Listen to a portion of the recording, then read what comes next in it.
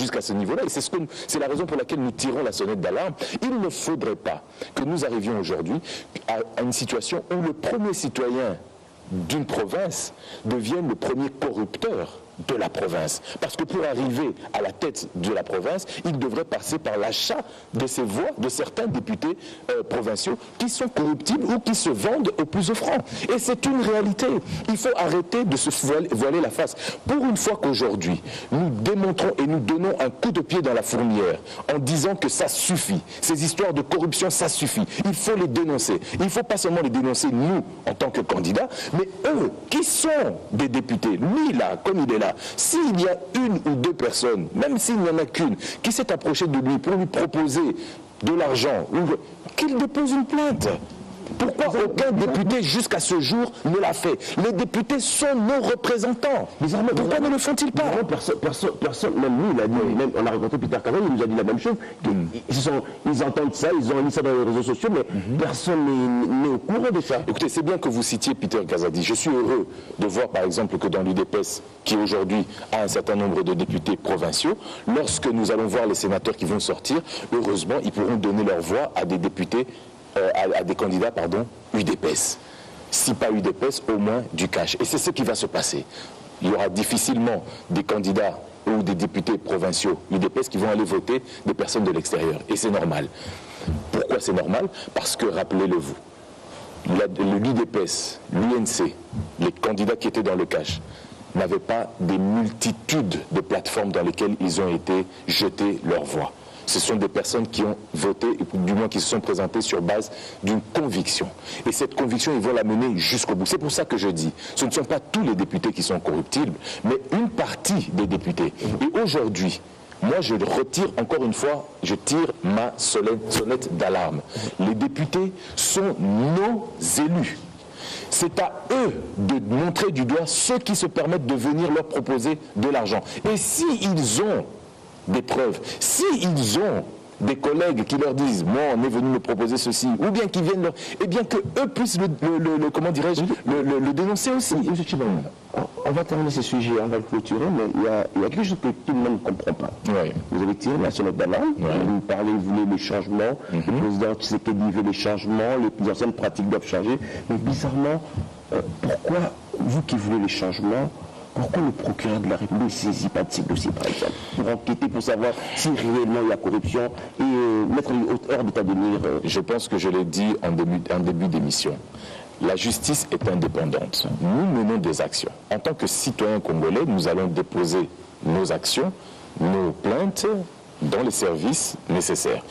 Oui, je souhaiterais aujourd'hui que, par exemple, le procureur général de la République puisse décider qu'une instruction soit ouverte pour pouvoir lever le voile sur ce genre de choses. Mais il en a l'indépendance. Vous voulez que je fasse quoi? Que nous venions et disions, non, nous avons le pouvoir, nous vous imposons de faire ceci, de faire cela? Non, nous pouvons le soumettre, nous pouvons donner l'idée.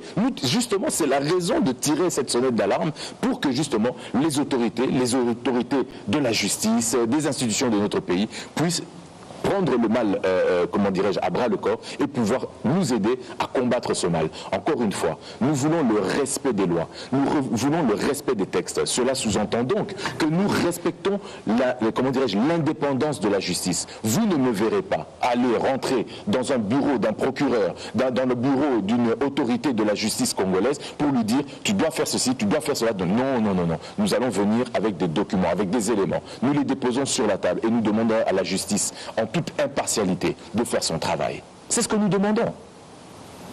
Pourquoi, la question qu'on se pose tous, mais le magistrat suprême dans tout ça, vous êtes très proche du président de la République, vous êtes parmi dans son cabinet, vous étiez porte-parole pendant qu'il faisait campagne, mais pourquoi en tant que magistrat suprême, il n'instruit pas, il ne demande pas au procureur de la République? Là où les gens se disent, c'est comme si le président de la République, on les sent pas. Mon très cher ami, aujourd'hui, le magistrat suprême de la République a donné des orientations, a délégué un certain nombre de choses. Il y a encore énormément d'institutions de notre République qui doivent se mettre en place, ça vous le savez. Lorsque vous me voyez, et d'autres, qui prennent des initiatives, qui vont dans une certaine orientation, est-ce que vous pensez que nous le faisons tout simplement comme ça parce que nous avons décidé de nous lever le matin et de commencer à poser des actes? Non, nous sommes dans la droite ligne de ce que le président de la République a demandé que nous fassions. Et c'est ce qui va se faire. Lorsque le président de la République donne des orientations et vous dit que la lutte contre la corruption est l'un des objectifs prioritaires. Rappelez-vous, ce qui aujourd'hui représente la Corée qui est parmi les fleurons de la technologie mondiale, parmi les pays les plus développés. La Corée, il y a 35 ans, était dans une situation de corruption pire que celle qu'est la République démocratique du Congo. Il a suffi qu'un gouvernement vienne et décide de faire de la lutte contre la corruption l'un de ses objectifs prioritaires pour que 30 ans plus tard, la Corée devienne l'un des fleurons de l'économie mondiale que nous voyons aujourd'hui. Et la République démocratique du Congo, avec tout ce que nous avons comme potentiel, je peux vous garantir que maintenant que nous allons lutter contre ce fléau qu'est la corruption, je vous garantis, donnez-nous pas 30 ans, dans 5 ans déjà, vous verrez déjà du résultat. Entre-temps, il y aura élection, je crois, le 20 mars, élection du gouverneur, élection de sénateur, et puis, bon, ça convient à se négocier des milliers de dollars, entre-temps. Puisque vous le dites, le fait que nous sortions toutes ces réalités à la télévision, sur la RTNC, c'est la première fois que j'ai l'occasion de passer à la RTNC, j'ai encore ces petits réflexes presque d'opposant, que je ne suis plus, puisque nous sommes maintenant aux affaires, eh bien, que cette réalité qui est maintenant montrée à tous, que les députés qui sont là, qui nous suivent, et qui savent maintenant que le président de la République, que la justice sera derrière eux, va leur permettre d'aller jusqu'au bout de leurs actions, et bien que ces députés fassent le travail que le peuple leur a demandé, c'est-à-dire apporter le changement. Dénoncez, n'hésitez pas à dénoncer ceux qui viennent vous corrompre, et que cette normalité dont vous êtes en train de parler, dont beaucoup parlent sur les réseaux sociaux, eh bien qu'elle change. Puisque M. Mike Moukebaï est de l'opposition aujourd'hui, mais que veut-il dans l'opposition? Il veut le changement, j'ose croire. Il est contre la corruption, j'ose croire. Eh bien qu'il travaille dans ce sens-là. Qu'il ne soit pas dans l'opposition gratuitement pour dire non et que tout est mauvais. Non, qu'il soit dans l'opposition avec des propositions. Qu'il apporte le travail que je suis en train de faire aujourd'hui. C'est presque un travail d'opposant.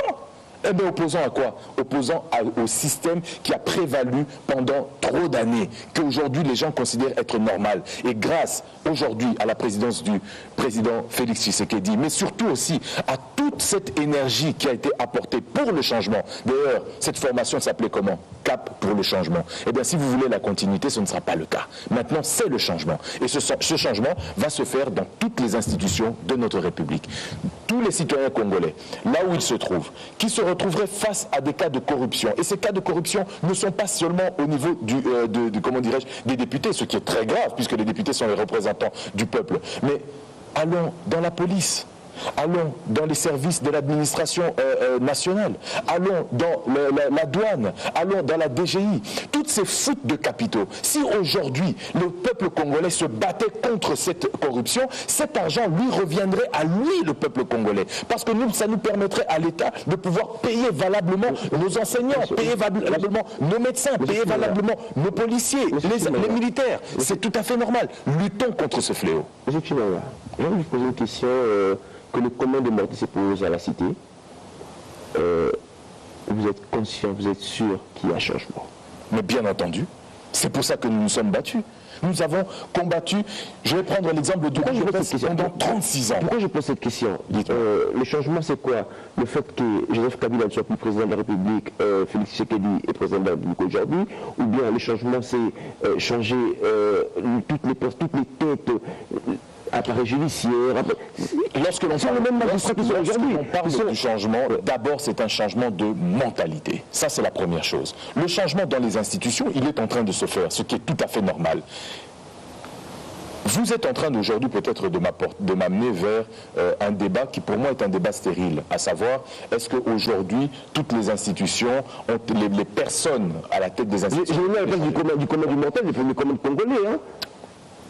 Vous savez, c'est un tout autre débat, mais je vais y rentrer quelque peu.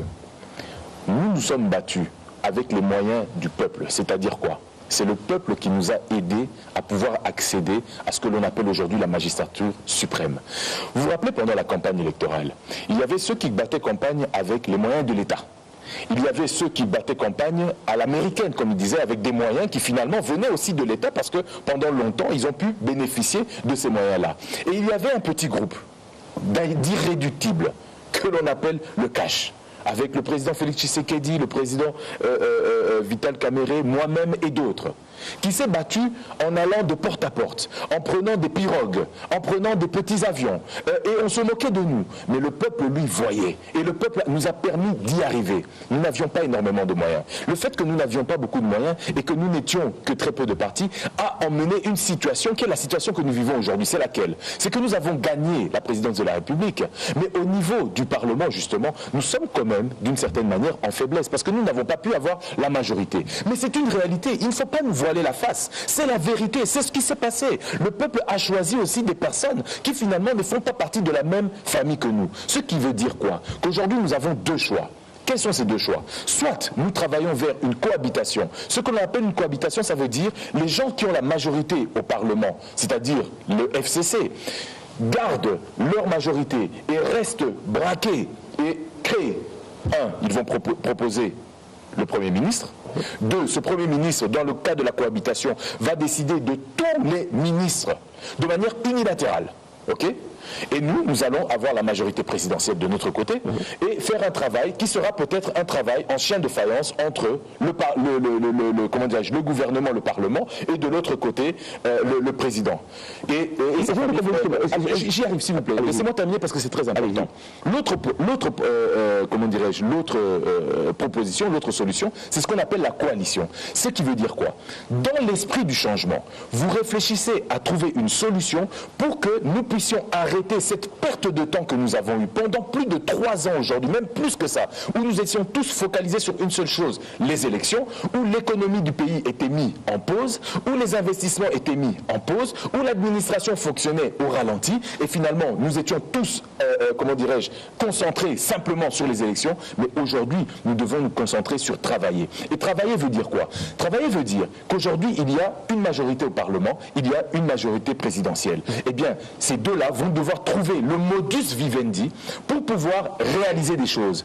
Justement, je dois répondre à votre question, c'est important. C'est pour cette raison que le président de la République ne peut pas du jour au lendemain, ça ne fait que 3 semaines qu'il est à la tête de l'État, il ne peut pas du jour au lendemain aller dans la précipitation et changer tout et tout le monde au risque de se retrouver dans un système bloqué. Et qu'est-ce qu'on va dire? Que le président est irresponsable, il va dans la précipitation et nous sommes dans une situation de blocage. Nous ne voulons pas ça. Nous voulons une solution pour le peuple congolais. Nous voulons que le peuple congolais, dans 6 mois, puisse dire, ou dans 3 mois, parce que c'est les 100 jours comme on a parlé, et que dans 3 mois, il puisse dire, tiens, les décisions qui ont été prises nous permettent d'avoir déjà des réalisations, des solutions. Nous avons le cas des étudiants de l'UNIKI. C'est quoi le programme qui sera exécuté?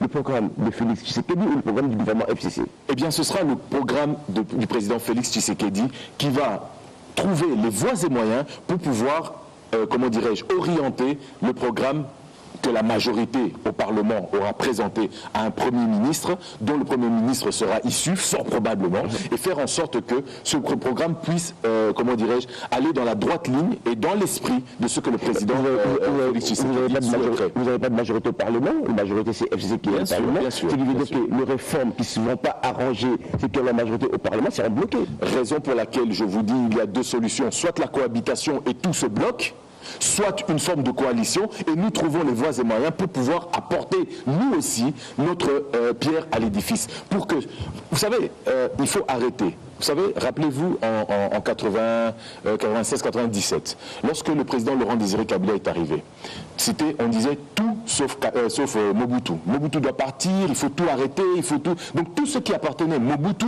il fallait tout effacer. Mais Mobutu avait aussi des choses qui avaient été faites sous son règne, qui étaient positives. L'unité du pays, la condition de la femme, et j'en passe.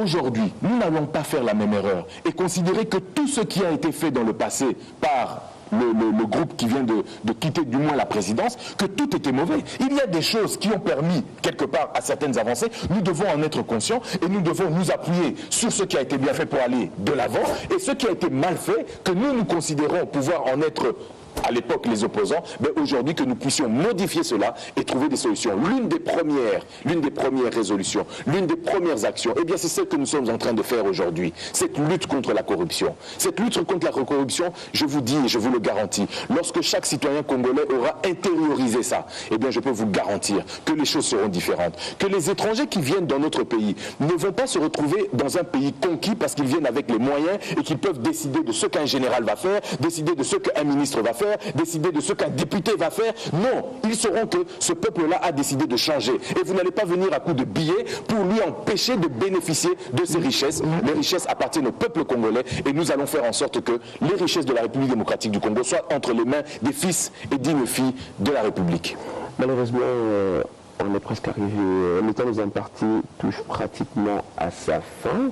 Bon, je me rappelle, dans les derniers tweets du candidat Félix Tshisekedi, il disait si je suis élu à la magistrature suprême, le même jour, je ferme le cachot. J'y rappelle l'ambassadeur de l'Union européenne, je remets en général, mais jusqu'aujourd'hui, on attend toujours. Mais bon. Eh bien, les cachots ont commencé à être fermés, le processus est en cours. Malheureusement, peut-être que les médias ou la communication n'est pas encore à son paroxysme, et donc il y a peut-être beaucoup de choses qui ne sont pas suivies directement. Nous sommes dans les premiers jours, ça ne fait que, comme je le dis, 3 semaines, je pense. Nous sommes dans les premiers jours, les choses sont en train d'être faites. Comme je le dis, il ne faut pas faire les choses dans la précipitation au risque de se tromper. Mais il faut les faire vite. Et je pense que dans un quinquennat, il y a 5 ans, nous sommes à peine à 3 semaines, laissez-nous déjà au moins un petit mois pour prendre les tensions et prendre les situations telles qu'elles existent réellement.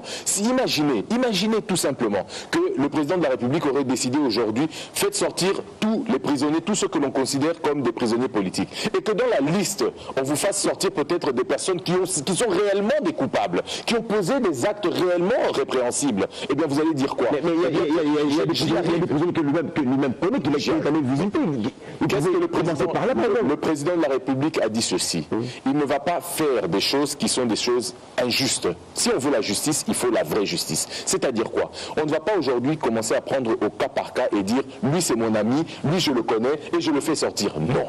Le président de la République regarde tous les cas possibles où il puisse donner, de manière globale, une grâce présidentielle pour pouvoir faire sortir les personnes de manière juste et en respectant les lois de la République. Donc on peut dire que ça c'était que le discours de campagne, maintenant ce n'est pas une question de discours de campagne. Qui nous a fait et la réalité est autre. Mais là, je suis désolé, ce n'est pas un discours de campagne. À partir du moment où le président de la République a demandé, et je le sais parce que j'ai vu les dossiers qui sont sur sa table, a demandé qu'on puisse lui apporter tous les cas, et il doit les étudier aussi avec son collège de juridique, il faut qu'il étudie chaque cas pour que lorsqu'il va prendre la décision, maintenant vous me sortez toutes ces personnes, et bien que parmi ces personnes, il n'y ait pas des vrais condamnés, qu'il n'y ait pas des personnes qui sont réellement coupables, ou qu'on fasse une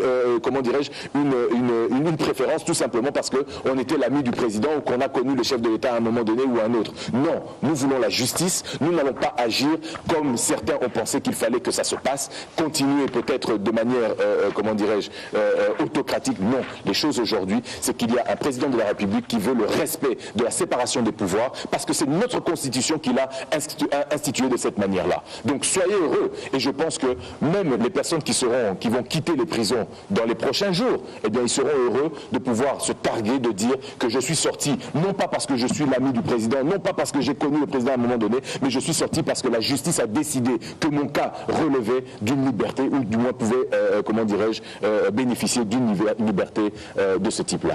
Alors, bien, vous parlez des élections du gouvernement pour la ville de Kinshasa, vous êtes un Kinois. Absolument. En un mot, le prochain gouverneur, c'est quoi le profil? Écoutez, le profil du prochain gouverneur, c'est très sensible, c'est très sensible à l'heure actuelle.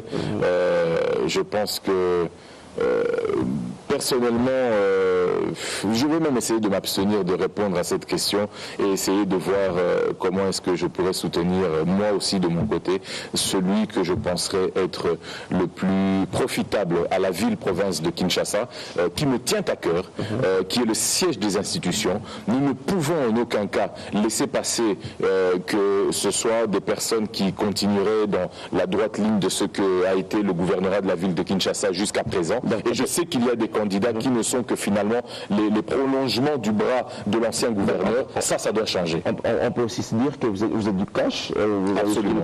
On peut aussi se dire que dans le cadre de la coalition, on peut se retrouver après le 20 mars prochain avec un gouverneur PPRD, par exemple, dans le cadre de la coalition.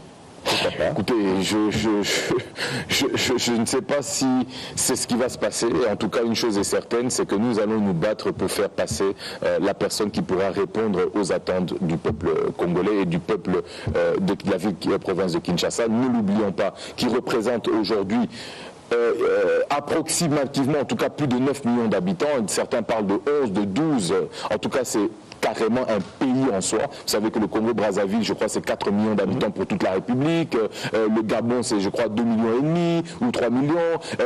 Tous ces petits pays représentent même comment dirais-je, des communes de la ville de Kinshasa. Donc nous parlons presque d'un chef d'État. Le gouverneur de la ville de Kinshasa a une stature de chef d'État. Nous ne pouvons pas choisir une personne qui sera, je dirais, un prolongement de ce que nous venons de voir. Cette personne, je l'espère, et je sais aussi que dans le FCC aujourd'hui, dans le cadre d'une probable coalition, dont je ne pense pas qu'ils pourront décider aussi de regarder l'avenir, et que par rapport à cet avenir, eh bien, on fera en sorte qu'il y ait un réel changement, un changement de face, pas seulement un changement de personne, mais un changement, comme je l'ai dit, comment dirais-je, de moralité, d'esprit, de conviction et tout ce dont nous avons parlé aujourd'hui. On va terminer pour aujourd'hui.